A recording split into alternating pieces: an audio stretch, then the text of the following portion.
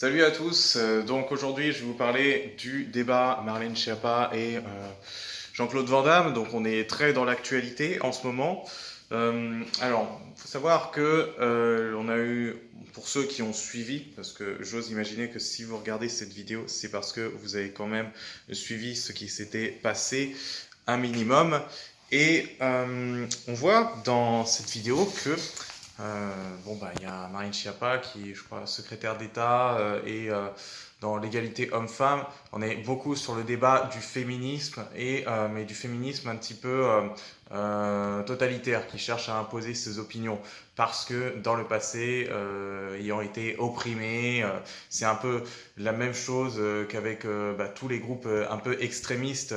Par exemple, bon, là je vais faire polémique peut-être en disant les juifs qui ont vécu le génocide, le peuple africain qui a vécu l'esclavage. Là, on a les féministes qui ont vécu l'oppression masculine. Et bon, bien sûr, c'est bien de reconnaître ces choses-là, de reconnaître le passé. Ça permet aussi à l'oppresseur de reconnaître ses erreurs. Maintenant, la période est révolue. Le truc, c'est de ne pas refaire les mêmes erreurs, effectivement, mais il y aura toujours des irréductibles. Il y aura toujours des gens, il y aura toujours des machos, et c'est pour ça qu'il y aura toujours des féministes qui réagiront violemment. Ce qu'il faut comprendre, c'est que du temps qu'il y aura un parti qui sera contre quelque chose, il y a un autre parti qui s'opposera à ce premier parti-là. Et éradiquer totalement les extrêmes, c'est de l'utopie. Et ce qui est drôle, c'est que ceux qui veulent éradiquer les radicaux sont radicaux eux-mêmes.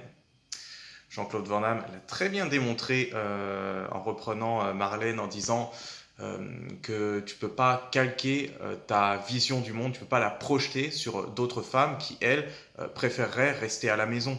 Voilà, il y a des femmes qui aiment travailler, c'est super, et il y en a qui restent à la maison, tu ne peux pas les forcer ou leur imposer ta vision du monde. Si ces femmes-là sont très heureuses en adoptant le modèle, l'ancien modèle, c'est-à-dire cuisine, famille, etc., laisse-les tranquilles, simplement. Euh, et parce que bien sûr, dans son combat, la mademoiselle Schiappa, elle a dû être un peu offensée parce que c'est pas son but. Son but, c'est justement on va dire, de secouer ces femmes-là en se disant mais tu es juste dans ton conditionnement, c'est pas vrai, tu te mens à toi-même, tu n'es pas heureuse, tu ne dois pas rester là et c'est à cause de l'homme et tout ça. Donc c'est assez drôle de voir en effet comment elle calque vraiment sa vision et ce à quoi elle a répondu. Elle a fait une pirouette en répondant que c'était du mansplaining. Au final on étale sa science, donc on se remonte, voilà, l'ego, on montre qu'on est plus fort que l'autre d'une manière constructive en expliquant un concept. Mais par contre on ne reçoit pas le message que l'autre a envoyé. Vous voyez qu'elle ne répond pas à Jean-Claude Van Damme, elle ne lui répond pas. Elle répond par autre chose. Elle ne répond pas à son argument, elle ne cherche pas à débattre. Elle veut imposer. Enfin, c'est l'attitude de quelqu'un qui veut imposer une opinion parce que c'est trop compliqué. Ça va pas dans son intérêt. Et je ne peux m'empêcher de penser qu'une personne comme ça a une grande frustration. A vécu quelque chose, a vécu une injustice ou a la sensation de vivre une injustice en ce moment même dans sa vie. Je ne vais pas faire la psychanalyse de Marlène Schiappa, ça n'est pas là évidemment pour ça, même si ce serait amusant dans les commentaires de le faire, mais ce ne serait que des suppositions. Donc, par contre, ce que nous dit Jean-Claude Van Damme, c'est on aura beau le considérer comme perché, tout ça, il est quand même spontané. C'est quand même une spontanéité qui reste ouverte. Une ouverture sur l'amour. Voilà. Moi, je comprends pas. Expliquez-moi, simplement.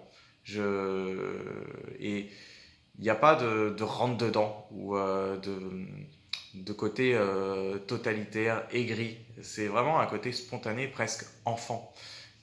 Et on le voit dans sa vidéo réponse quand il est avec son chien. Voilà quoi, il s'en fiche d'une certaine manière. Il se dit qu'il faut pas se prendre la tête là-dessus. C'est il n'y a pas un groupe contre un autre, il y a simplement le respect de l'autre. C'est bon, ben, on accepte que l'autre a des idées différentes des nôtres, de façon à ce que chacun a sa réalité, et point, voilà, nous avons des réalités différentes, et le mieux, c'est de l'accepter. Parce que si nous n'acceptons pas ça, on arrive à une sorte de totalitarisme où on va imposer sa réalité à l'autre, et en disant que c'est la réalité. Ça ne marche pas comme ça. Il y a des gens qui vont partager notre vision de la réalité, et encore, vous allez remarquer, elle ne la partagera pas sur 100% des points, peut-être sur 90, peut-être sur 95, mais il y aura toujours ces 5 derniers pourcents qui ne seront pas partagés. Et bon, ben, c'est pour ça qu'il y a des groupes, dans les groupes, qui se séparent.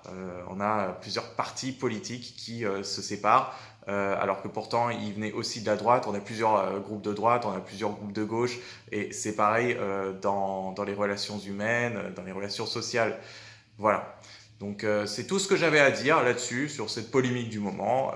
Je vous remercie d'avoir suivi cette vidéo jusqu'au bout. Laissez un commentaire pour dire ce que vous en pensez, un petit like pour m'aider à me référencer et à vous abonner. Voilà, merci.